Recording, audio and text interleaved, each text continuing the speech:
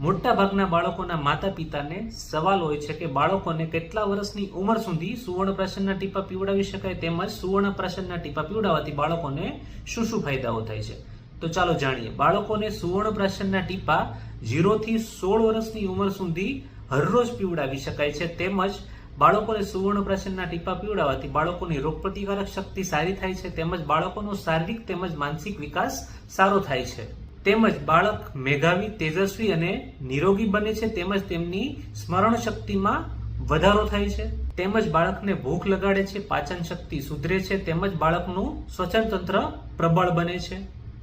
તેમજ બાળકોની સ્મરણ શક્તિ એટલે કે સાંભળવાની શક્તિ વધારે છે. તેમજ આંખોનું તેજ વધારે છે અને બાળકનું તોતડાપણું ઓછું થાય છે. તેમજ બાળકોની ત્વચાને પોષણ આપી સુંદર અને કોમળ બનાવે છે. સુવર્ણપ્રાશનના ટીપા પુષ્ય નક્ષત્રના દિવસે